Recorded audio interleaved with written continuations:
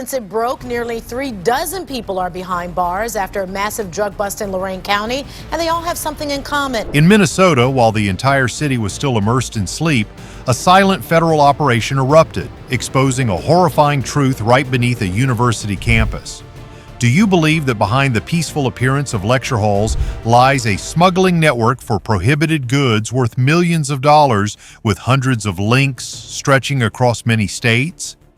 From online threats to secret bases and abandoned warehouses, this investigation not only uncovered a sophisticated criminal ring, but also sparked heated controversies. What is truly hidden in the darkness, and who is the mastermind behind it all? Let's uncover the secret dossier right here.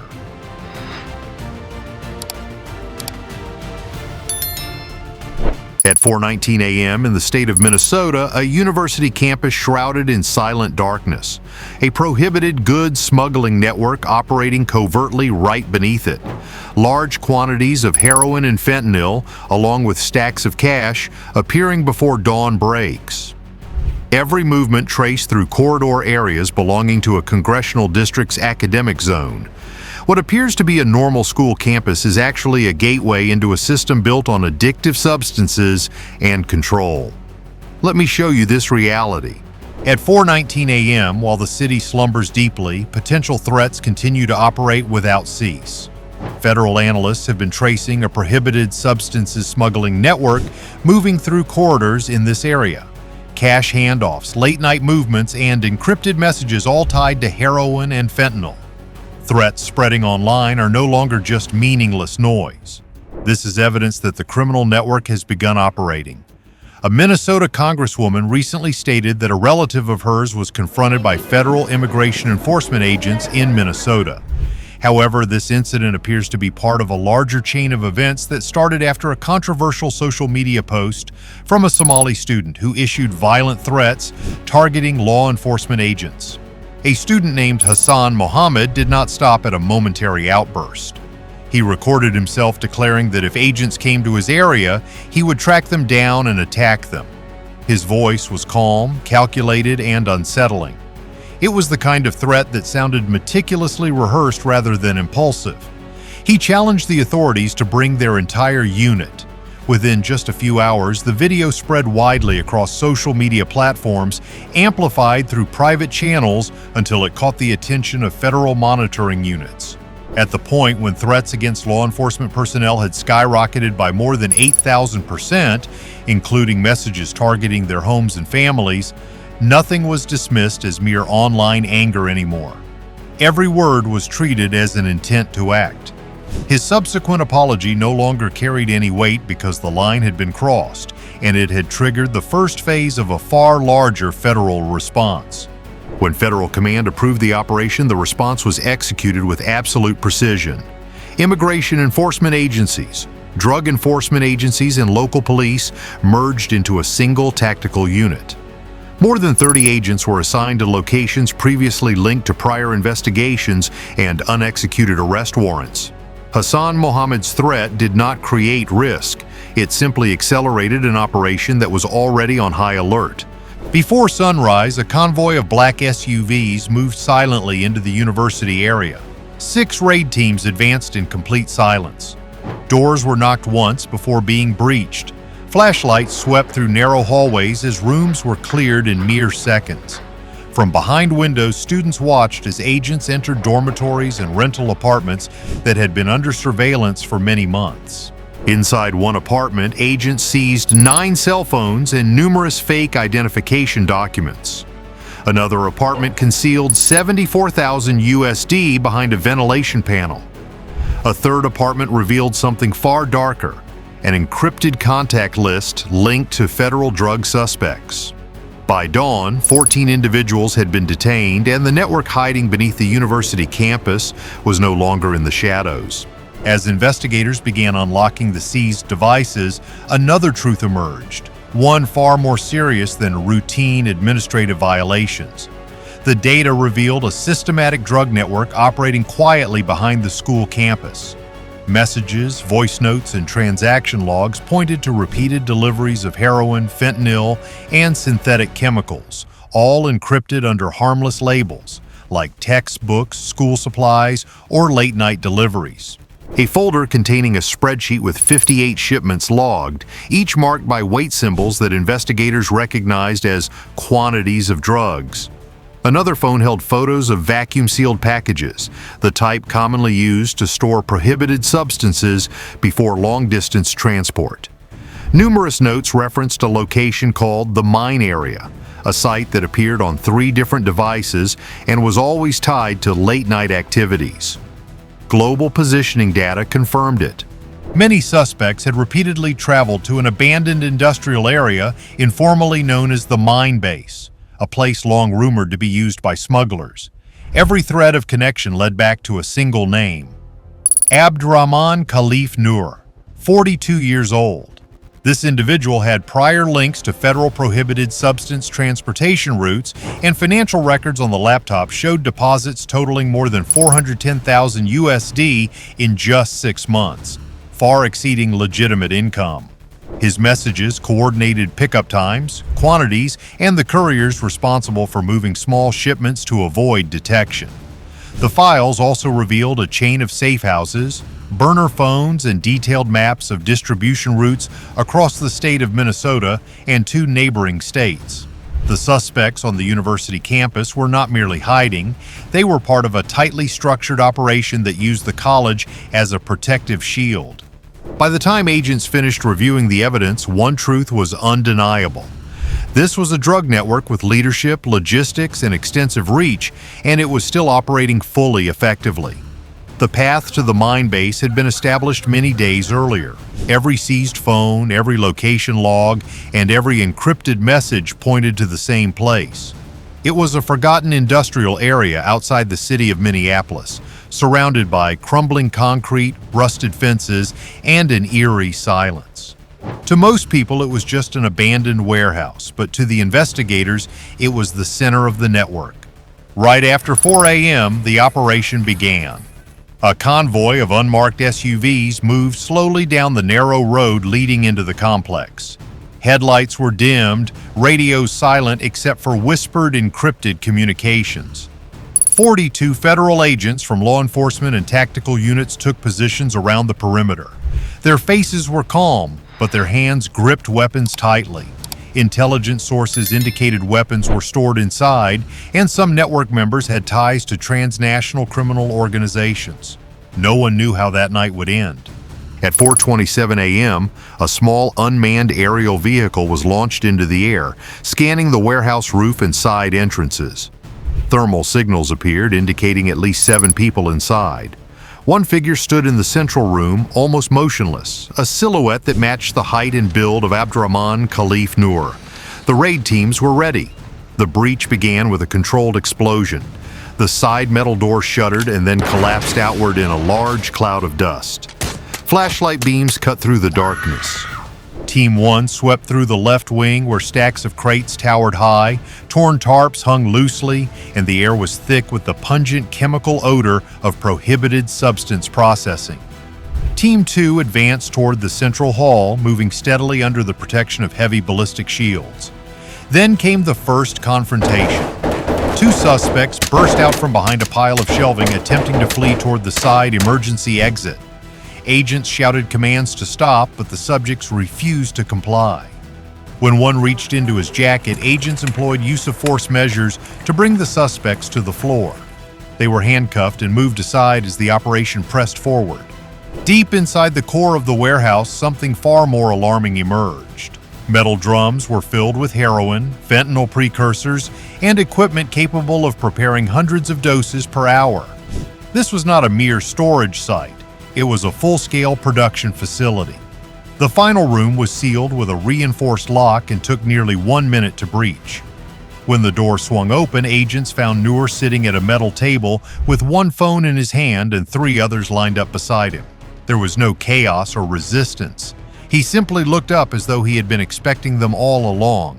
Surrounding him were $260,000 USD in cash bundled into bricks with rubber bands, 15 handguns, and 3 rifles in open cases, along with detailed ledgers documenting shipments across 3 states. A distribution route map was marked out in red highlighter. For a moment, the room stood still. The storm had passed. Noor was handcuffed without uttering a word. His network had collapsed in a single night. What began with an online threat had now exposed a drug operation running in the shadows of Minnesota. When the lights inside the mine base were finally turned on, the agents realized that the raid had only concluded half the story. The second half lay hidden in laptops, burner phones, and file crates.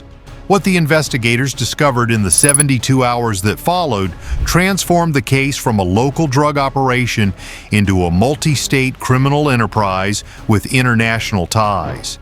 Every device collected from the warehouse was rushed to a temporary command center. Do you think the male student's threat was impulsive or just a cover for the underground drug network? There, forensic analysts worked around the clock. The first major discovery came from a cracked screen phone found near the loading area. Inside was a long chain of encrypted messages between Noor and a contact saved only as the broker. The messages detailed heroin and fentanyl precursor shipments recorded using coded terms like rocks, sheets, and bars. When decoded, those terms represented massive quantities enough to endanger thousands of people. Another breakthrough emerged from a laptop hidden beneath a false panel in Noor's office. The hard drive contained financial ledgers spanning 4 years, documenting more than 3.88 million USD in cash moving through unofficial channels, mostly small transfers designed to avoid detection. The money flowed through accounts in Minnesota, Wisconsin, and Illinois before vanishing into overseas digital wallets. This was not the work of amateurs. This was the behavior of a structured network built to endure long-term. Then came the most shocking document of all, a digital map showing 36 distribution points across 3 states. Each point was marked with dates, initials, and quantities of prohibited substances. Some initials matched individuals arrested on the university campus. Others matched suspects who had fled weeks earlier. The map proved what agents had feared. The mine base was not an isolated site. It was the hub of a vast yet silent supply chain quietly feeding retailers and student-aged couriers. The handwritten ledgers found in the warehouse added another layer of information. One ledger listed more than 120 couriers, individuals paid small amounts to move goods, cash, or messages. Some names had stars next to them, which analysts later confirmed marked those with direct access to additional safe houses. Even more concerning was a folder labeled shipping containing printed invoices from transportation companies. These showed packages shipped through Chicago and Indianapolis disguised as medical supplies. Many packages had been intercepted in other states, but at that time the seizures seemed unrelated to each other.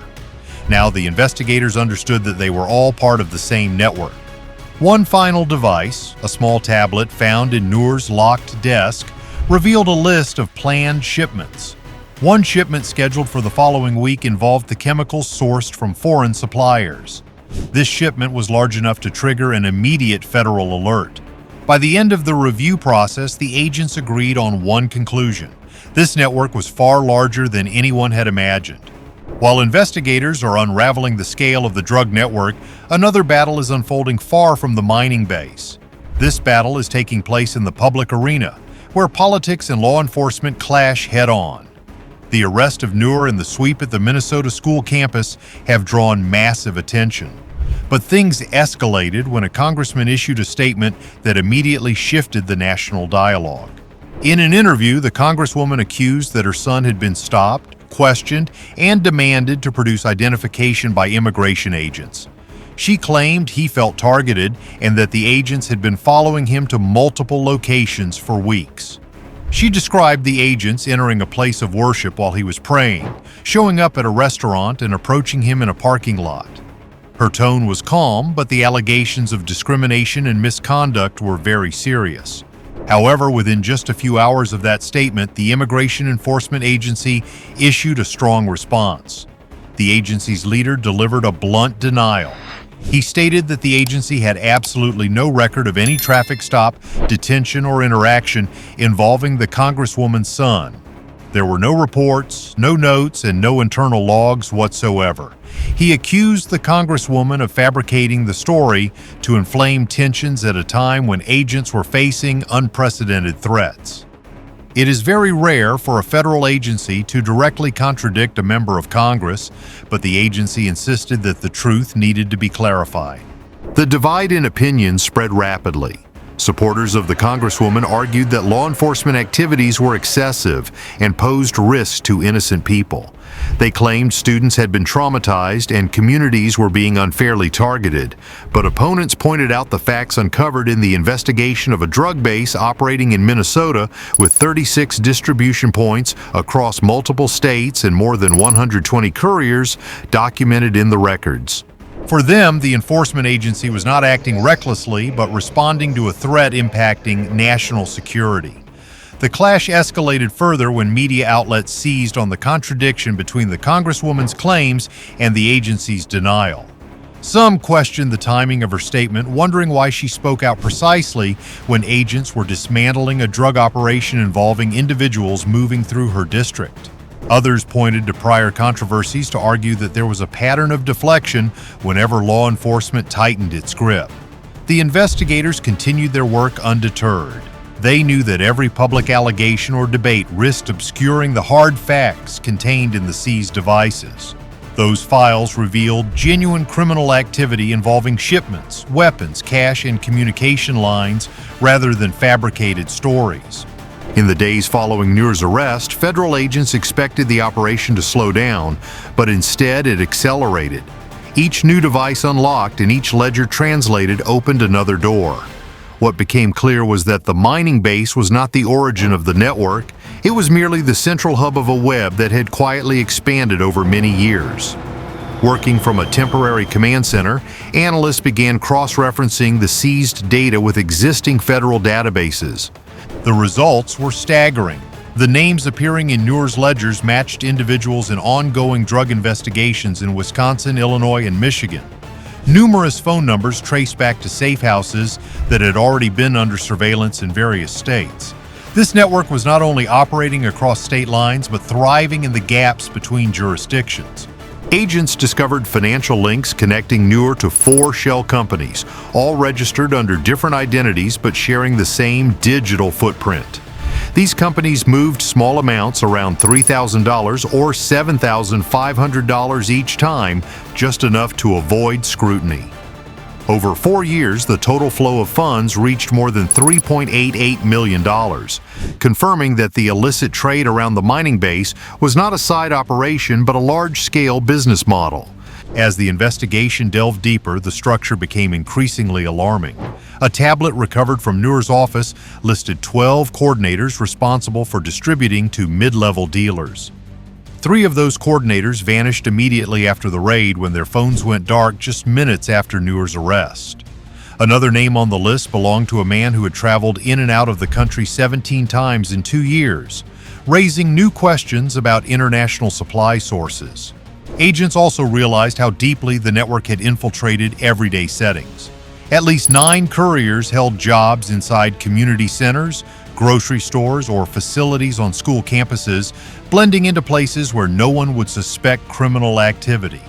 Records showed deliveries taking place in parking lots, laundromats, and even outside small local religious facilities. The simplicity of these methods made them extremely difficult to detect. But the biggest revelation came from a series of voice messages stored on Nuer's tablet. In them, a voice believed to be that of the broker outlined plans to expand distribution routes into 2 new states. It was not merely a continuation, but a deliberate expansion strategy, as if the network expected to operate for years without interruption. The messages ended with a chilling statement to keep the school campuses clean because they wouldn't look there. For the investigators, the meaning of this was unmistakable. School campuses had never been a random hideout. They were deliberately used as a shield, a safe corridor where couriers could move freely under the cover of academic life and political sensitivity. By the 7th day of the analysis process, task force leaders had agreed on a sobering truth. The network, though damaged, was far from completely destroyed. Its pieces were still moving quietly and cautiously, waiting to see how far the investigation would push next. And as agents prepared for the next wave of arrests, one big question lingered. If a network this large could hide in plain sight inside a community long trusted as safe, how many more like it were still out there? In the end, this story was never just about a warehouse, a school campus, or a single arrest. It was about something far larger, how a network could exist in silence, weaving itself into familiar streets, ordinary buildings, and places people pass every day without a second thought. It serves as a reminder that danger does not always announce itself loudly. Sometimes it moves quietly through late-night messages, unmarked routes, and people who blend into the background until evidence forces the truth into the open. The investigation surrounding the mining base revealed far more than illicit substances, cash ledgers, and electronic devices. It exposed how organized crime adapts, learns from social institutions, studies human trust, and operates within blind spots no one thinks to check. The deepest lesson is to never let one's guard down in the face of seemingly peaceful appearances. Modern crime is extremely sophisticated in exploiting trust and social institutions like schools as shields for dark activities. The story reminds us that safety comes not only from authorities but also from each individual's discernment in recognizing anomalies around them. At the same time, everyone needs to maintain a clear-eyed perspective, prioritizing hard evidence to evaluate events rather than being swept up in political debates or unverified information on social media. The raid on the mining base may have concluded, but the questions about safety in our own communities linger. A massive criminal network was able to hide right in the middle of schools and ordinary neighborhoods without anyone noticing. What do you think about the sophistication of modern criminal organizations?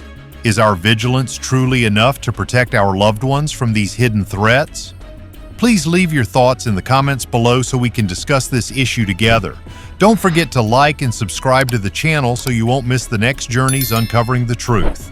Thank you all for watching.